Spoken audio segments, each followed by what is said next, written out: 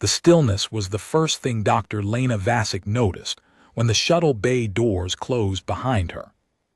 Not quiet. Quiet implied the absence of noise, a negative space waiting to be filled.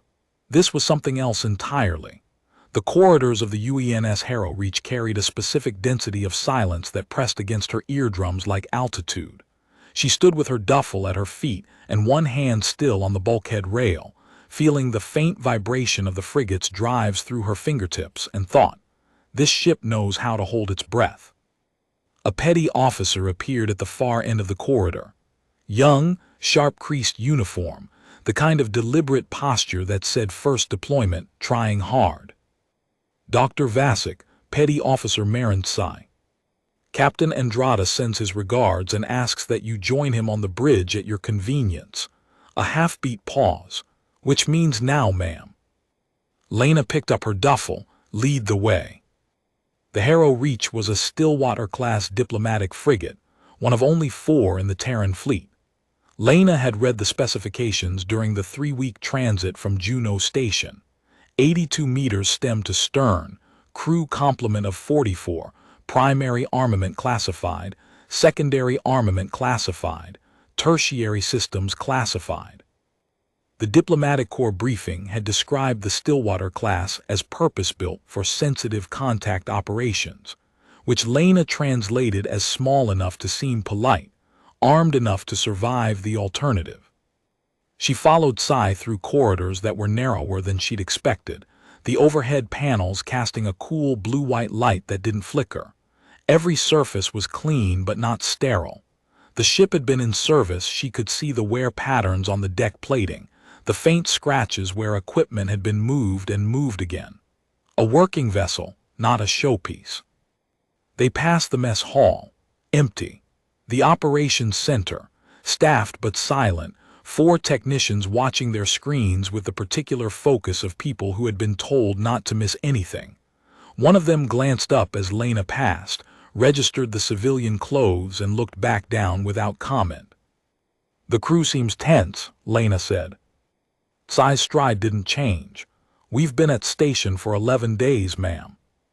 Holding position at the boundary, the Veilon Ascendancy designated for contact. "They told us to wait, so we're waiting." 11 days of waiting. "Yes, ma'am. They said they'd send someone when they were ready." "And you haven't heard from them since?" "We receive a tone every 6 hours. Same frequency, same duration, same content. The comms team calls it the heartbeat." Sai glanced back. "It means we're still welcome.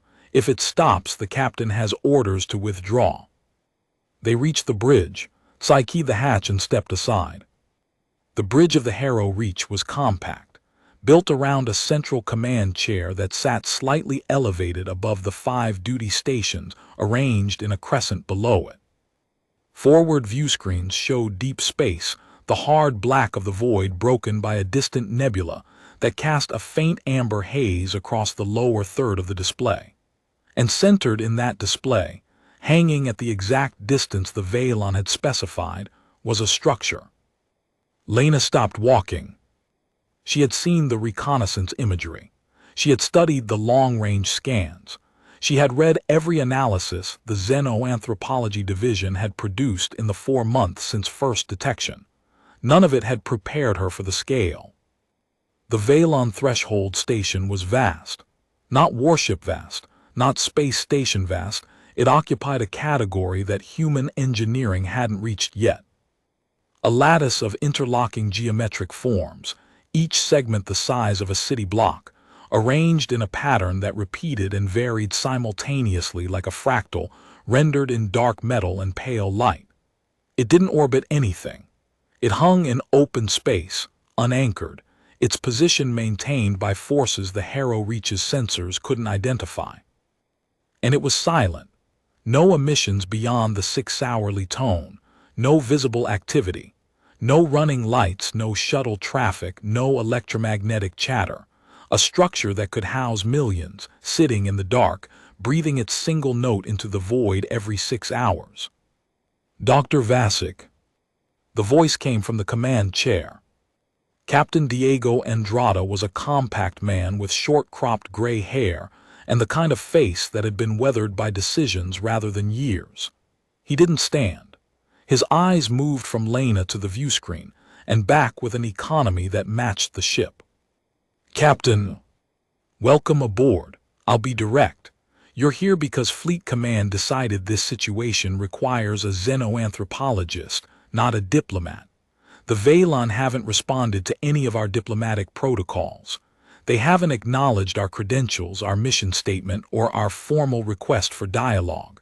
They sent us coordinates, told us to wait, and went silent. My diplomatic officer has been attempting to establish formal communication channels for 11 days and has received nothing but that tone." He paused. "Your file says you spent 3 years with the Desi Communion studying their silence rituals. Fleet Command thinks the Valon silence might be cultural rather than hostile." "It might be. Can you tell me which?" "Not from here." Lena set her duffel against the bulkhead. "What do your sensors show?" The officer at the sensor station, Lieutenant Commander Yale Brandt, according to the nameplate on her console, answered without turning. "Passive scans only, per the contact protocols. The structure's composition is partially metallic, partially unknown. Internal temperature readings suggest occupation. There are warm zones consistent with biological habitation, but the layout doesn't match any known architectural logic. The warm zones are dispersed, non-centralized, and they shift position on a cycle that doesn't correspond to any standard rotation or schedule." "They move around," Lena said. "The warm zones migrate through the structure over approximately 43 hours, then reset to their starting positions. We've logged 6 complete cycles." Lena looked at the view screen. The structure sat in the nebula glow like a cathedral left in a field, massive and patient, and entirely unconcerned with the small ship watching it. "The warm zones aren't moving," she said. "The inhabitants are moving through a circuit. It's processional. They're walking a route through the station, and the route takes 43 hours to complete. Then they start again." Andrada's expression didn't change, but his eyes sharpened. "You're sure?" "No, I'm interpreting. That's what you brought me here to do." She turned to face him fully. "Captain, the Valon gave you coordinates and told you to wait. That's not silence. That's instruction. In dozens of documented first contact scenarios with ritual-based cultures, the waiting period is the first test, not of patience, of respect. They're watching to see whether you'll stay put or push." "We've stayed put for 11 days, which means you've passed something. The question is what comes next." The answer came 4 hours later. Lena had barely finished unpacking in her assigned quarters, a cabin roughly the size of a supply closet, with a fold-down bunk and a workstation that doubled as a desk, when Sai's voice came over the intercom. "Dr. Vasic to the bridge, priority." She was there in 90 seconds. The bridge crew had changed posture, the same stations, the same people, but the tension had crystallized into something sharper. Every screen showed the same thing, the Valon structure, unchanged in its dark lattice geometry except for one detail. A light. A single point of pale luminescence had appeared on the structure's nearest face, directly opposite the Harrow Reach's position. It pulsed slowly, not the 6-hourly tone, which was still running on schedule, but a new signal. Visual only. No electromagnetic component, no acoustic carrier, no data packet. Just light, pulsing at a rate Lena's trained eye immediately recognized. "That's a resting respiratory rate," she said. "Species dependent, but the frequency is consistent with a large-lunged organism breathing slowly. They're showing us they're breathing." Andrada was standing now. "Why?" "Because they want us to match it." Lena moved to the forward view screen close enough to see the pulse clearly. In, hold, out. In, hold, out. Measured. Calm. The rhythm of meditation. "Captain, do you have external lighting on the hull that can be modulated?" "Running lights. Navigation markers." Can you pulse them? Andrada looked at her for 2 seconds. Then he turned to his operations officer. Lieutenant Kessler, slave the forward running lights to a manual control. Give Dr. Vasic a toggle. Kessler worked his console. 15 seconds later, a small control interface appeared on the workstation nearest to Lena. She studied the Valon pulse for 3 full cycles, matching the rhythm in her own breathing first, feeling it settle into her chest, then reached out and began toggling the Harrow Reach's forward lights in the same pattern. In, hold, out. The bridge went quiet. Every officer watched. The frigate's forward running lights pulsed in the dark, a small human ship, 82 meters of diplomatic steel, breathing in time with a structure the size of a city. The Valon pulse changed. It didn't speed up or slow down, it widened. The single point of light expanded into a line, then a curve, then a geometric shape that spread across the station's nearest face like a door being drawn in light. The shape completed itself an opening, Lena realized, a threshold, and within it a deeper light, warmer than the pale pulse, golden and steady. They're inviting us in, Lena said. Andrada's jaw tightened. Into that structure, in a diplomatic frigate. They matched our breathing first, Captain. That's not an ambush, that's a handshake.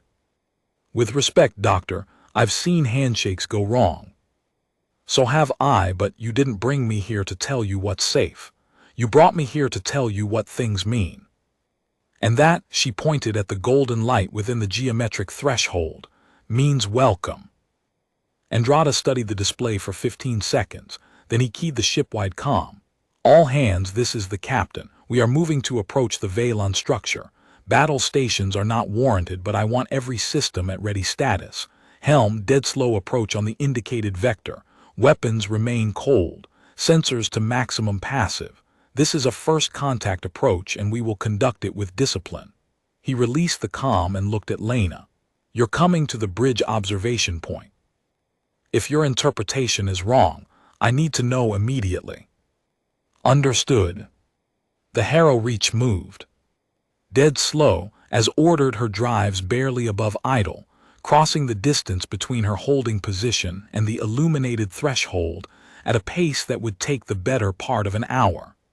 Lena stood at the observation point, a reinforced viewport at the bridge's forward edge, and watched the structure grow. At 10 kilometers, the detail resolved. The lattice wasn't metal, or wasn't only metal. The geometric segments were faced with a material that absorbed light selectively dark where no illumination touched it, but capable of luminescence when activated from within. The entire structure was a display surface. The Valon hadn't built a station with lights. They'd built a station that was light. Every wall, every beam, every junction point could speak. At 5 kilometers, the threshold opening was clearly visible, a geometric aperture wide enough for the Harrow Reach with room to spare on all sides. The golden light within was steady, warm, and Lena could see now that it was shaped, not diffuse, structured into patterns along the interior walls of what appeared to be a docking approach corridor. Patterns on the interior walls, Brandt reported from sensors. Geometric, repeating. They resemble the processional route we've been tracking, the same shapes rendered in light. They're showing us their path, Lena said. The circuit they walk. They're putting it on the walls so we can see it as we enter. It's liturgical decoration. They're dressing the entrance, the way a cathedral hangs banners for a visiting dignitary. Why would they show us that? Andrada asked. Because the path is sacred to them. And showing it to a stranger is either the highest form of trust or the first requirement of entry, possibly both. At 2 kilometers, something new appeared on sensors. Contact, Brandt said, her voice carefully neutral. Energy readings from the station's lower lattice. 3 distinct signatures moving toward the threshold aperture from within the structure. They're small, shuttle-sized or smaller, and they're emitting the same geometric light patterns as the station walls. Escorts, Andrada said, or interceptors. Or honor guard, Lena countered. Captain, think about every element so far. The breathing, the processional path displayed on the walls, the geometry of the threshold drawn for us. This is ceremony. Those craft are part of the greeting ritual. The three contacts resolved on the view screen as they emerged from deeper within the station and positioned themselves along the threshold corridor. Small, angular craft that glowed with the same golden luminescence, forming a lane, not blocking the path, framing it, like ushers at a doorway, indicating the way. Andrada's knuckles went white on the arm of his chair, but his voice held steady. Continue approach, same speed. At 1 kilometer, the Harrow Reach entered the corridor. The golden light surrounded the ship on all sides, and the geometric patterns flowed past the viewports like the walls of a cathedral nave rendered in luminescence. The three escort craft paced them one ahead, two flanking, maintaining precise formation without communication, without course corrections that the Harrow Reach's sensors could detect. They simply moved, synchronized with the frigate's speed as if they'd known what it would be before Andrada ordered it. Lena felt the hair on her arms rise not from fear, but from the sheer weight of what was happening. A human vessel, sliding through a passage built by a civilization that communicated through light and silence, escorted by craft that moved like thought, on the first day of a relationship that neither species could predict. The corridor opened into a chamber. Lena's breath caught.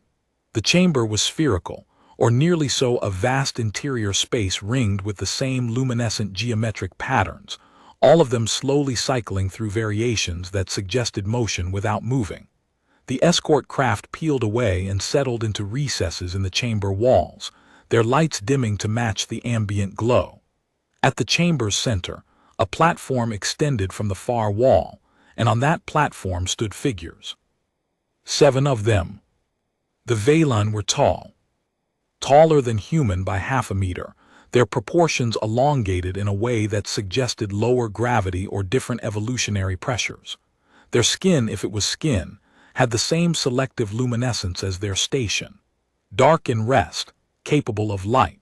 And as the Harrow Reach settled into the chamber and the drives went silent, Lena watched the 7 figures begin to glow. Not all at once, one by one, starting from the figure at the center and spreading outward.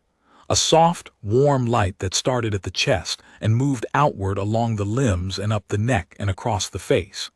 Each figure's light was slightly different in hue, variations of gold, amber, and pale white, and the sequence of activation took precisely as long as one cycle of the breathing rhythm they had established. They were introducing themselves. Each light was a voice, each hue was a name. "Captain," Lena said, her voice barely above a whisper, "I need to go out there." "Absolutely not. They've shown us their sacred path. They've shown us their breathing. They've shown us their names. If we don't reciprocate, this ends. They'll read our refusal to emerge as a statement that we don't consider them worthy of physical presence. Or they'll read it as caution, which is exactly what it is. Ritual cultures don't have a category for caution, Captain. They have a category for participation and a category for rejection. There is no middle ground." Andrada's diplomatic officer, Commander Nabil Akafar, spoke for the first time from his station at the rear of the bridge. He was a tall man with careful hands and a voice that sounded like it had been trained to deliver bad news gently. "Captain, I've spent 11 days failing to establish contact through standard channels. Dr. Vasic has been aboard for 5 hours and has already progressed further than I managed in nearly 2 weeks. I believe her assessment is correct. The standard approach won't work here because the Vaylon's framework is fundamentally different from ours. I recommend we follow the doctor's lead." Andrada looked at his diplomatic officer for a long moment. The admission had cost Akafar something, and the captain knew it. "You'll wear a suit with full biomonitors," he said to Lena. "Open-face helmet, no sidearm." Lena blinked. She'd been prepared to argue the sidearm point. "No sidearm. If they can read a breathing pattern from across a vacuum, they can read the intent behind a weapon. I'd rather they didn't," he stood. "Lieutenant Brandt, I want continuous passive scans on the chamber interior. Commander Okafor, monitor the doctor's biotelemetry. If her vitals spike, I'm pulling her out. Tsai, prep the airlock." 12 minutes later, Lena Vasic stood in the airlock of the Harrow Reach in a lightweight EVA suit with an open-face helmet, biomonitors active, no weapon, and a heart rate she was deliberately controlling at 72 beats per minute because she suspected the Valon could see thermal signatures and she wanted hers to stay calm. The airlock cycled, the outer door opened. The chamber air was breathable. The Harrow Reach's sensors had confirmed that before the airlock sequence, but Lena kept her helmet sealed for the first 30 seconds, letting the suit's analyzers run their checks. Temperature, 18 degrees Celsius. Atmosphere, nitrogen-oxygen mix with trace elements the suit flagged as unknown but non-toxic. Gravity, 0.87 standard. The slight lightness in her step as she walked down the extended ramp felt appropriate somehow. As if the Valon had calibrated even the gravity to say, "You are welcome here, but this is not your world." She walked toward the platform. 30 meters of open floor, the luminescent patterns flowing beneath her boots like a river of slow geometry. She could feel the bridge crew watching through every sensor the Harrow Reach carried. She could feel Andrada's attention like a taut wire. The 7 Valon watched her approach. Their lights had stabilized, each figure glowing in its own hue, the central figure brightest. They didn't move. No gestures, no shifts in posture, just light and the steady rhythm of their breathing visible as a subtle pulse in the luminescence at their chests. Lena stopped 10 meters from the platform. She stood still. She breathed. In, hold, out, matching their rhythm, letting them see that she had learned it, that she was carrying it in her body, that the lesson they had offered through the void had been received. The central figure's light shifted. A deepening of the gold, a warmth that hadn't been there before. And then, for the first time, it moved. A slow inclination of the head, the kind of gesture that crossed species lines because it was rooted in the physics of acknowledgement, lowering the sensory apparatus toward the subject of attention. A bow that wasn't submission. A bow that said, "I see you. You are worth the motion." Lena bowed back. The same depth, the same duration. She held it for exactly as long as the Valon had, counting the breathing cycles, then straightened. The figure extended one arm. The limb was long, jointed in 3 places rather than 2, and the hand 4 digits, each tipped with a small luminescent point opened palm upward. On the palm, light coalesced into a shape. A geometric form that Lena recognized. It was the same pattern that had marked the threshold through which the Harrow Reach had entered. The door. The invitation, rendered in miniature on a living hand. It was asking her to come closer. She walked the final 10 meters and stepped onto the platform. The surface hummed beneath her boots, a vibration she felt in her bones, low and steady, like standing on a living thing's chest while it breathed. Up close, the Valon were extraordinary. Their features were angular, structured around deep-set sensory organs that Lena tentatively identified as eyes, though the luminescent quality of the surrounding tissue made it difficult to distinguish sensory input from display output. They might see and speak with the same organs. Their bodies were lean, wrapped in garments that appeared to be woven from the same luminescent material as the station wall's clothing that was also architecture, also communication. The garments shifted slowly, their patterns cycling through geometric variations that Lena suspected carried meaning she couldn't yet read. The central figure spoke. Not in sound, in light. The luminescence across its face and chest shifted into a rapid, complex sequence of geometric patterns, shapes forming, dissolving, reforming, layering over each other. It lasted approximately 12 seconds. Then it stopped, and the figure waited. Lena had no way to decode it. She was standing in front of an alien being that had just said something to her in a language made entirely of light, and she had nothing to say back. But she had something to show. She raised her hands, Slowly, palms forward, fingers spread. The most universal human gesture of openness, no weapons, no concealment, nothing held back. Then she touched her own chest over her heart and held her hand there. She looked at the central figure and breathed. In, hold, out. I am here, I have nothing hidden. I am willing. The central figure's light changed. Slowly, deliberately, the geometric patterns on its face simplified until only one remained, a shape that Lena recognized from the processional patterns on the corridor walls. The first shape in the sequence, the beginning. It was starting over for her. Lena felt something tighten in her chest that had nothing to do with the EVA suit. This being this representative of a civilization that built structures the size of cities and communicated in geometries of light, was simplifying its language, slowing down, going back to the first symbol, the most basic element, and offering it to her the way a teacher offers a first word to a student. Not condescension, patience. She studied the shape, a nested series of angles radiating from a central point, with the outer angles slightly open, not closed, not complete, unfinished, inviting completion. She raised her hand and with one finger traced the shape in the air between them. Her approximation was clumsy. The angles weren't precise. The proportions were wrong, but she traced it, and when she finished, she held her hand still. The central figure's light flared a pulse of warmth that spread from it to the 6 flanking ones. All 7 Veilon brightened simultaneously, and the geometric patterns across their bodies shifted into a synchronized display that rippled outward like a wave. She had said something, she didn't know what, but they had heard it and it had mattered. Over the next 3 hours, Lena Vasic conducted the most exhausting and exhilarating work of her career. The Veilon were methodical teachers. The central figure, she began to think of it by the light pattern that distinguished it from the others, a warm amber with a particular angular signature she privately catalogued as first showed her shapes one at a time. Each shape was held until she reproduced it, then confirmed with a pulse of warmth. When she made errors, the shape was repeated without alteration, without impatience, without any change in rhythm. They had a system for this.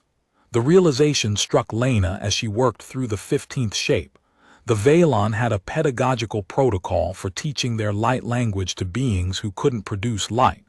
The shapes were designed to be traceable in the air. The sequence progressed from simple to complex, in a gradient that followed visual learning principle she recognized from her own species' educational frameworks. They had done this before, or they had prepared for the possibility that they would need to. By the end of the first hour, she had 32 shapes cataloged in her suit's recording system. By the end of the second, she could combine pairs into compounds that the Veilon confirmed with synchronized light pulses. By the third hour, she produced her first 3-shape sequence, a compound she intended to mean, "I am learning. Describe more." The Veilon response was a cascade. All 7 figures displayed simultaneously, their patterns interlocking in a complex choreography that Lena couldn't follow in real time but that her suit's sensors captured in full. When she reviewed the recording later, she would find that they had told her the name of their station, the purpose of their processional circuit, and the reason they had waited 11 days. The station was a threshold, a place built at the boundary of Veilon space, specifically for encounters with the unknown. Its processional circuit was a meditation path, walked by the contact delegation over 43-hour cycles to maintain the mental state the Veilon considered necessary for meeting a new species. Calm, open, free of assumption. Not testing the humans, preparing themselves. The distinction hit Lena like a physical thing.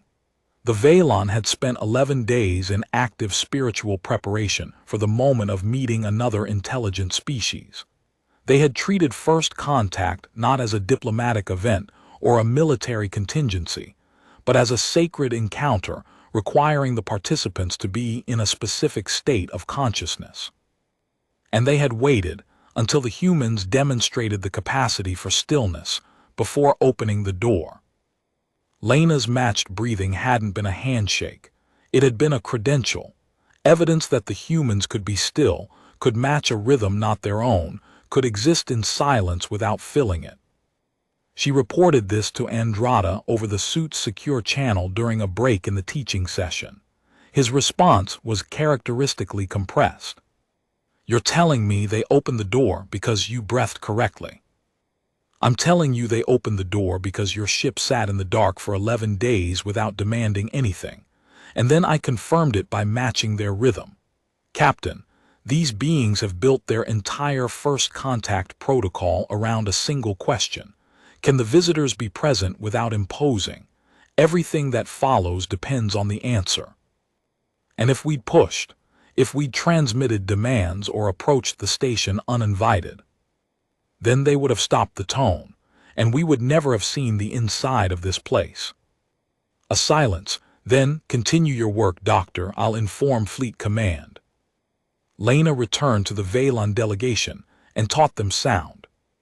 She started with simple tones, pitched her voice to produce a single sustained note, held it, and let the Valon map it against their own framework. Their reaction was immediate and fascinating. The geometric patterns on their bodies shifted into configurations Lena hadn't seen before, rapid and complex, as if they were discussing something fundamental among themselves. First produced a light pattern that Lena, using her growing vocabulary, decoded as a compound. Unexpected second voice hidden within. They hadn't known humans could speak. The EVA suit's external speakers had been off during the initial approach, and Lena had communicated entirely through gesture and trace geometry. The sound of her voice was a revelation. The reciprocity of surprise leveled the encounter in a way that no diplomatic protocol could have achieved. Neither species had known what the other could do. Both had assumed the other was limited to a single channel. The discovery that each possessed a second, unexpected mode of communication created a symmetry of wonder that Lena could see reflected in the increasingly complex light patterns the Valon displayed. She taught them the human vowels, 5 sounds sustained, each at a different pitch. The Valon responded by assigning a geometric pattern to each one, a translation layer, built in real time, mapping human sound to Valon light. Within 30 minutes, Lena could produce a vowel and see its light equivalent appear across First's body. Within 40 minutes, First attempted to produce a sound. The Valon vocal apparatus was not built for speech. The sound that emerged from First's body was low, resonant, and atonal, more vibration than voice, felt through the platform as much as heard through the air. But it was sustained, controlled, and pitched to approximate the frequency of Lena's demonstration. First was trying to speak, because Lena had tried to trace light. She felt her eyes sting. She blinked it away and produced the next vowel. The 6 flanking Valon watched the exchange with their own pattern cycling commentary. Lena suspected. Analysis. They were studying the process of being studied, and their geometric language was fast enough to carry a running discussion about it while First continued teaching. A species that could hold parallel conversations in light, all visible to everyone simultaneously, with no whispered asides, no private channels. Total communicative transparency. It made Lena reconsider her entire framework. In every ritual culture she had studied, the Desi, the Corveni, the Deep Ocean Pelori, sacred communication was exclusive, reserved for the initiated, guarded by hierarchy and access controls. The Valon were the opposite. Their light language was inherently public, every statement visible to every observer, every reaction part of the shared record. They didn't have secrets because they physically couldn't. Their bodies were the message, and their bodies were always on display, which meant their ritual silence toward the Harrow Reach during those 11 days wasn't secrecy. It was restraint.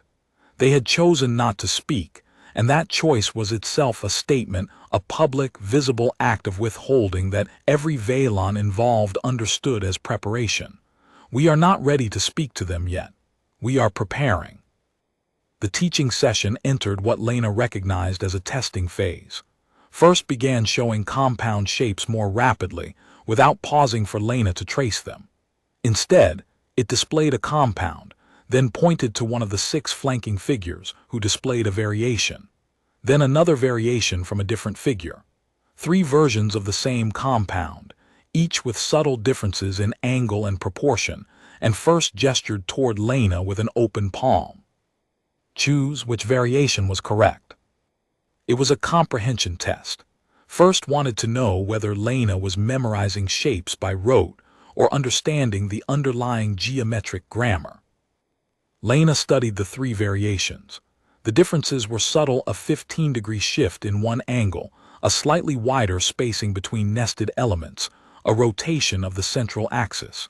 She closed her eyes and thought about the shapes she had already learned, looking for the pattern that governed the grammar. Angles opening outward had meant invitation, openness, beginning. Angles closing inward had meant completion, boundary, self. The central axis determined orientation, whether a statement was directed outward, toward an audience, or inward, toward the self. She opened her eyes and pointed to the second variation. Outward opening angles with a central axis tilted toward Lena's position. A statement directed at the newcomer, inviting participation. First light blazed. The 6 flanking figures synchronized in a ripple of warm amber that washed through the chamber like applause. The patterns that followed were too rapid and complex for Lena to decode in the moment, but their rhythm was unmistakable. Approval, surprise, recalculation of expectations.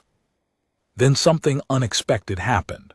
One of the flanking figures, shorter than the others, with a distinctive blue-silver hue that Lena hadn't cataloged, yet stepped forward and displayed a new compound.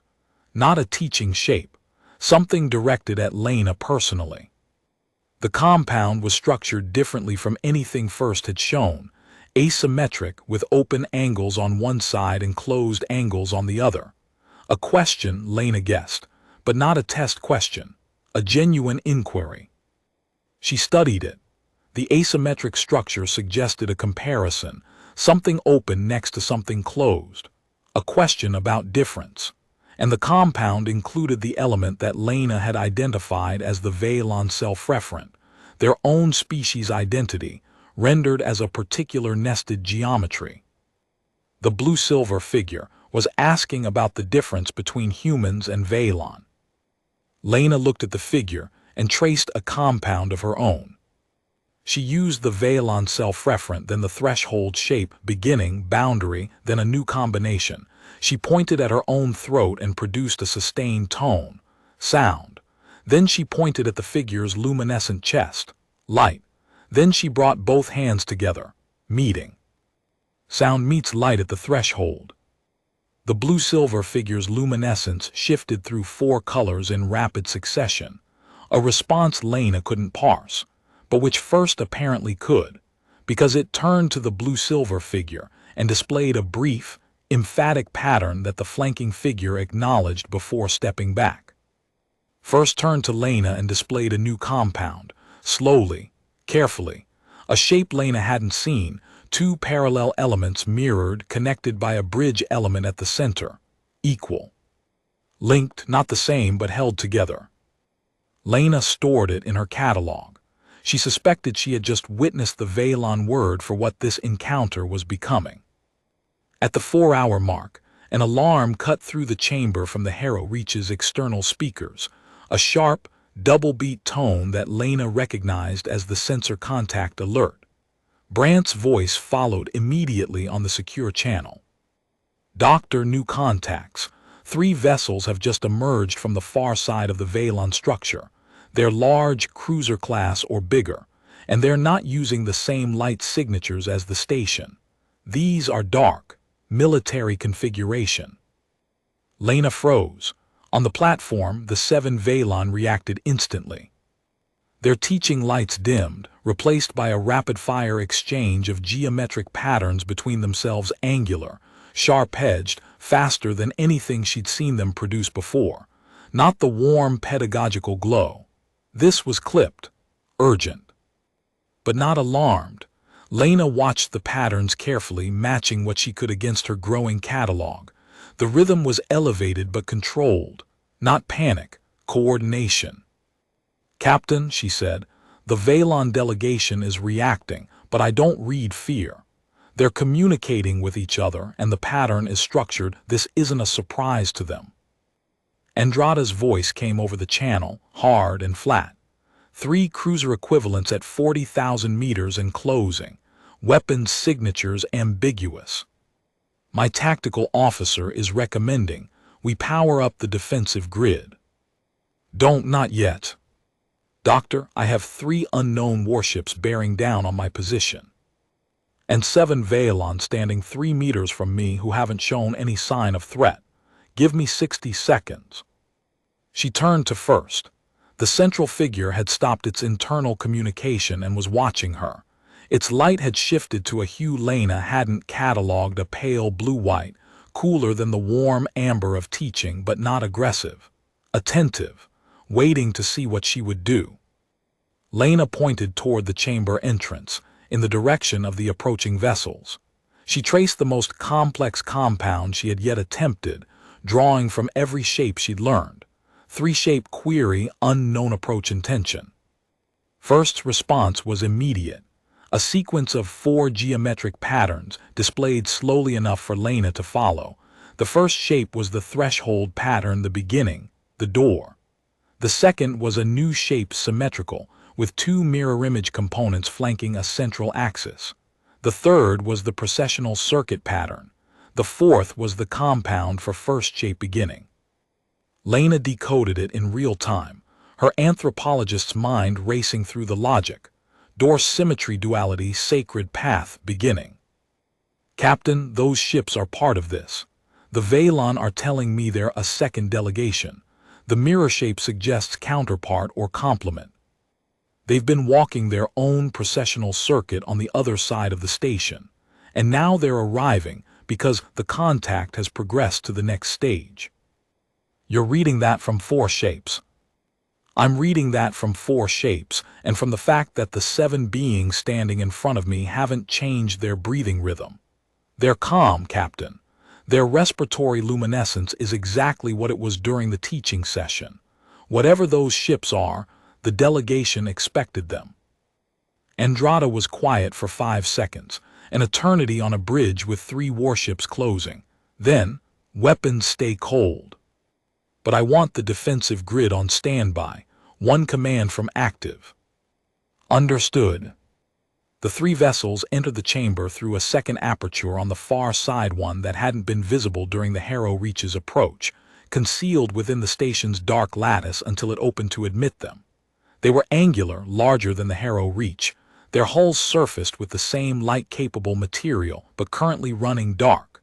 No luminescence, no geometric patterns, just mass and momentum and the implication of capability. They held position at the far end of the chamber, equidistant from the platform, not approaching, not displaying. "They're waiting for something," Lena said.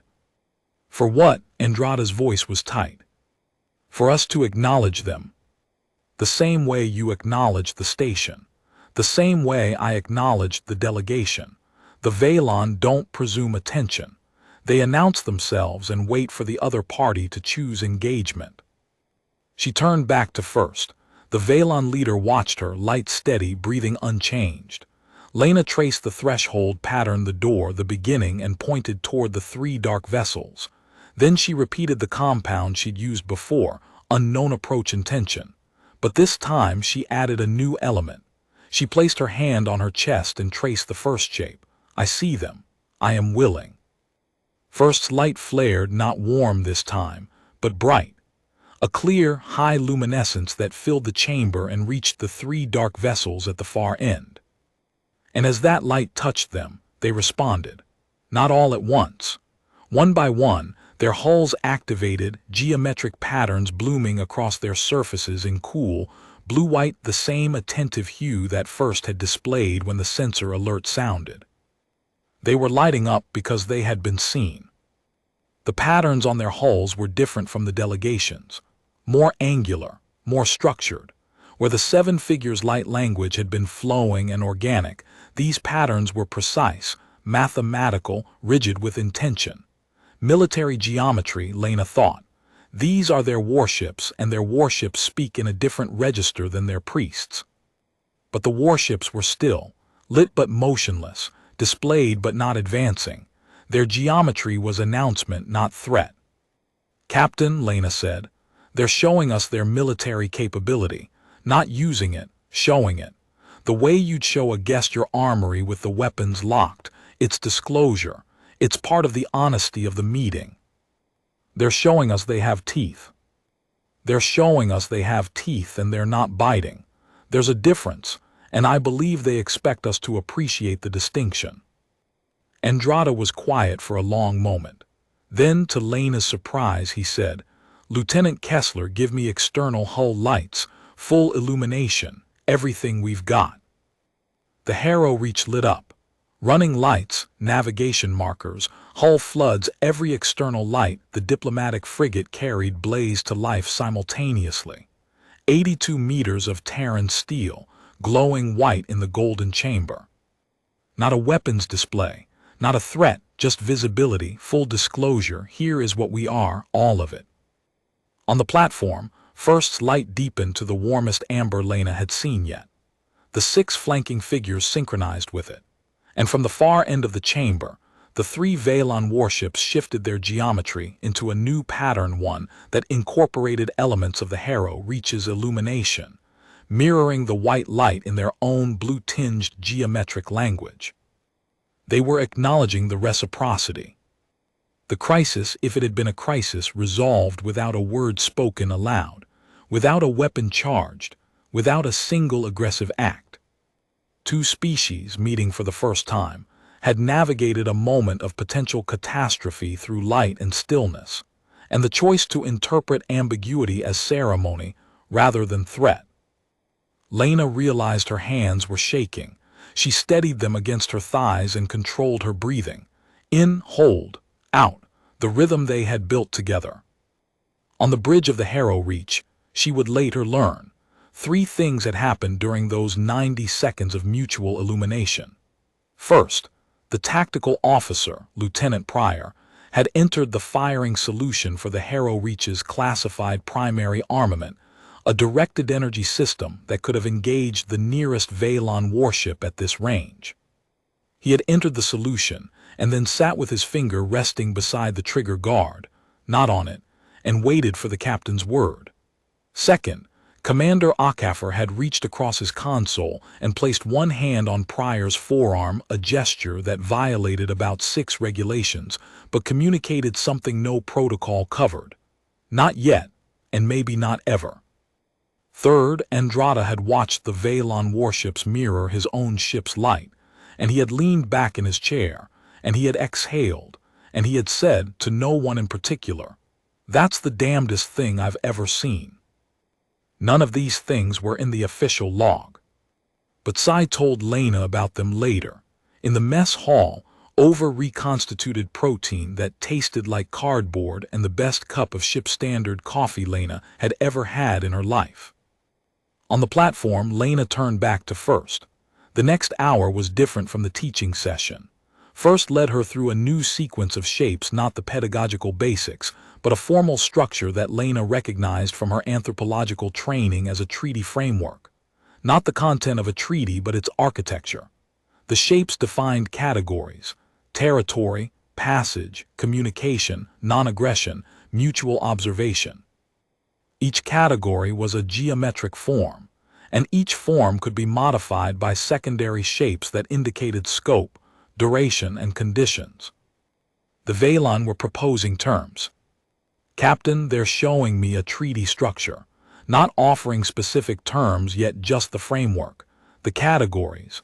They want me to see the shape of an agreement before we discuss the substance." "What categories?" "Territorial acknowledgement. They want to define the boundary between Valon space and the contact zone. Freedom of passage through the threshold station for both parties. Communication protocols, formalized versions of what we've been developing today. Non-aggression, mutual commitment. and something I'm still decoding it involves the processional circuit. I think they want to include a provision for shared meditation, a requirement that both parties maintain contemplative practice as a condition of ongoing contact. They want meditation written into a treaty. They want the state of mind that produced today's success to be formalized as an obligation, not just a nice gesture, a binding commitment to approach each other with calm, openness, and the absence of assumption, every time. Andrada was quiet for 30 seconds. When he spoke, his voice had shifted in a way Lena couldn't quite identify. Less command, more consideration. Tell them we're listening. Lena worked with First for another 40 minutes, mapping the treaty framework into her recording system, cross-referencing each geometric category with the shapes she'd already learned. The work was dense, exacting, and required a precision of gesture that left her fingers cramping. Partway through the framework mapping, something shifted. The blue-silver figure, the one who had asked about the difference between humans and Veilon, stepped forward again and displayed a compound that stopped Lena mid-trace. It incorporated the treaty framework's non-aggression geometry, but modified it with a shape she hadn't seen, a geometry that appeared to reference the 3 warships still holding position at the far end of the chamber. Lena studied it. The compound connected the warship reference to the non-aggression element with a bridge shape, the same one First had used earlier for the concept of link but not same. The blue-silver figure was proposing that the treaty's non-aggression provision should explicitly reference both species' military capability. Not ignore it, not pretend it didn't exist. Acknowledge it as the context within which the peaceful relationship would operate. The realism of it struck Lena harder than any gesture of warmth. This wasn't naivete. The Veilon were not pretending the warships didn't matter. They were building the warships into the architecture of peace, the way a bridge builder accounts for the river's current. The non-aggression clause didn't say we have no weapons. It said we have weapons, you have weapons, and we are choosing this. She traced the compound back to First, adding her own modification. The Harrow reaches running lights as a reference point, the human ship's full illumination as part of the same acknowledgement. First displayed the parallel mirrored linked shape, the word Lena had stored without full understanding. Now she understood it, not just equality, mutual vulnerability mutually accepted. She relayed the concept to Andrada. His response came after a 15-second pause. A treaty that says, we both know what we could do, and we're choosing not to. That's the most honest non-aggression clause I've ever heard of.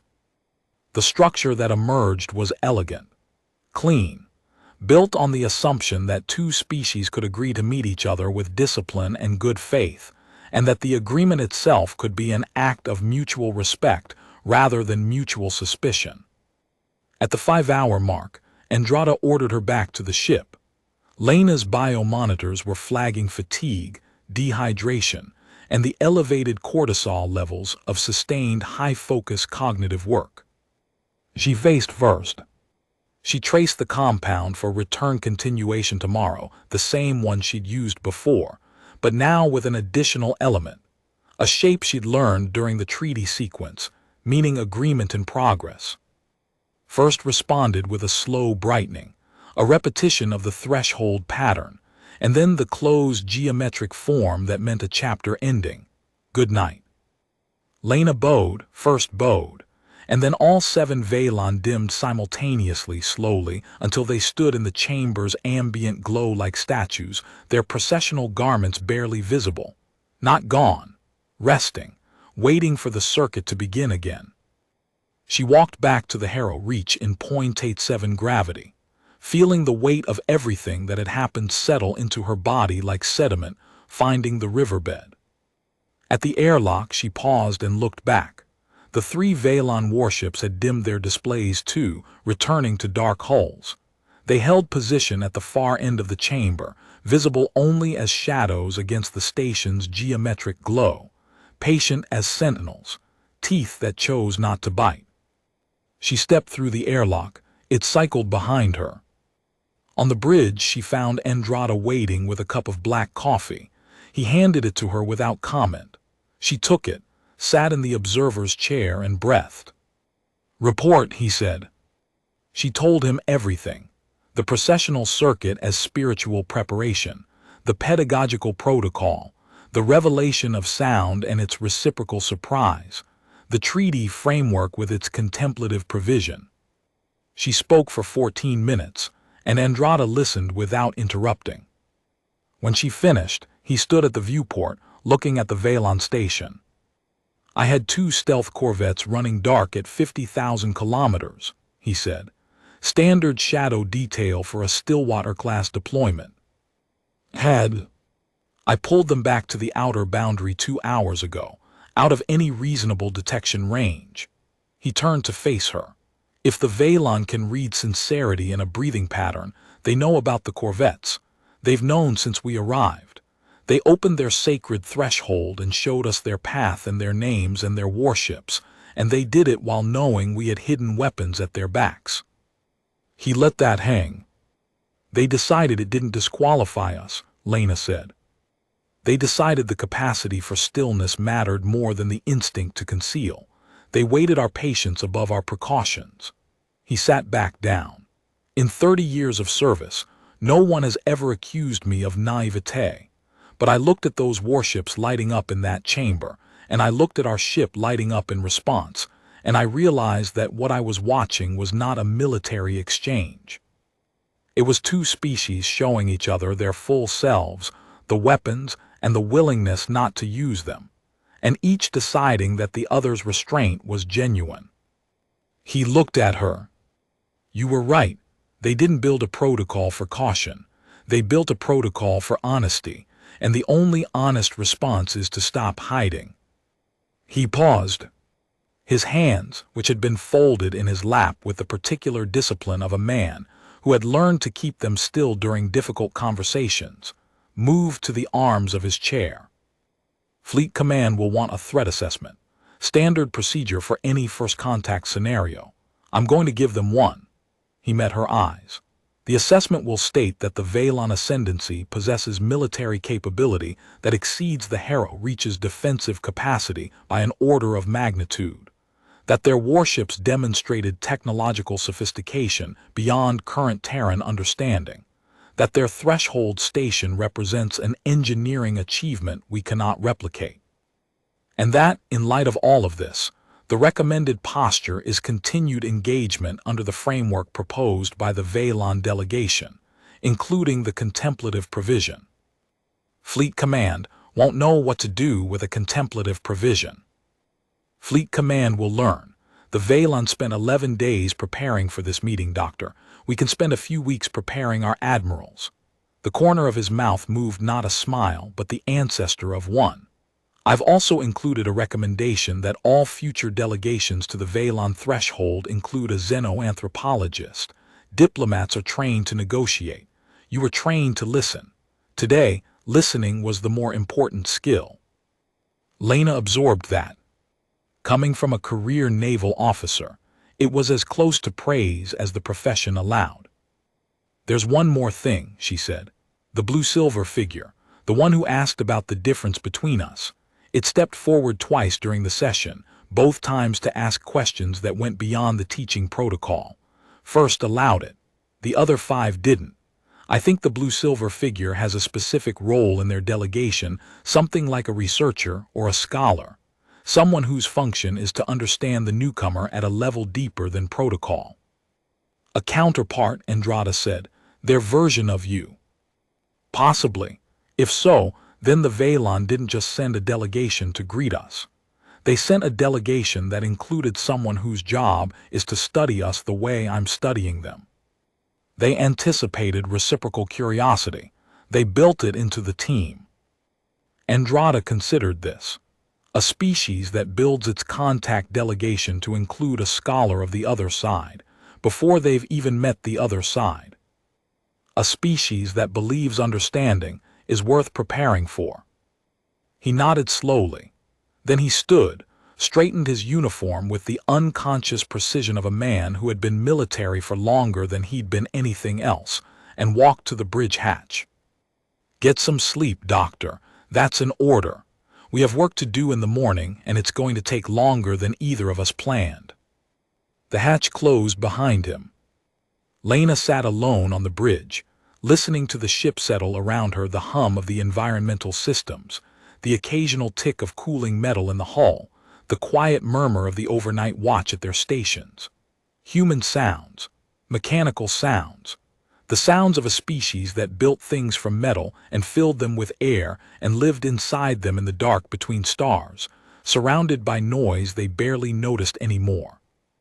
She thought about the Veilon, walking their 43-hour circuit in silence, preparing with each step for the next conversation. She thought about, first, simplifying a lifetime of geometric language into basic shapes that a dark, sound-making stranger could trace in the air with one clumsy finger.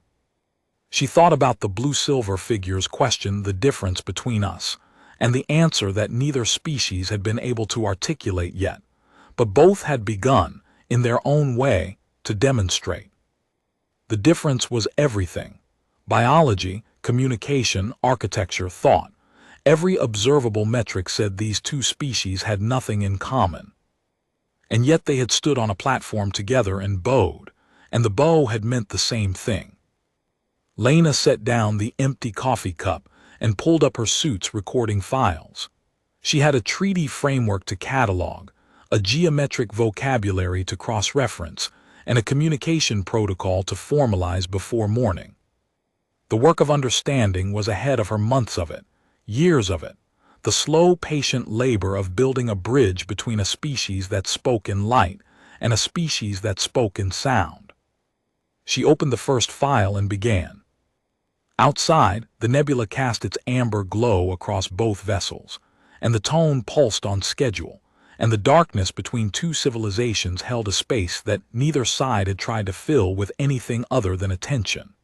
The Veilon processional circuit was beginning again, 7 figures walking their 43-hour path through a station built for the specific purpose of meeting the unknown. And aboard the Harrow Reach, a human anthropologist sat at a small workstation in a ship that had chosen to stop hiding, reviewing geometric shapes that meant threshold and beginning and the space between, and the work felt like the most important thing she had ever done. Not because it was grand, because it was honest. Because two species had stood in a chamber of light and shadow and decided, without a shared word between them, that the other deserved the truth of what they were. The tone pulsed, the station breathed, and the long, quiet work of knowing each other continued in the dark between stars, carried forward by discipline and restraint, and the mutual recognition that some doors only open for those willing to stand still long enough to be seen.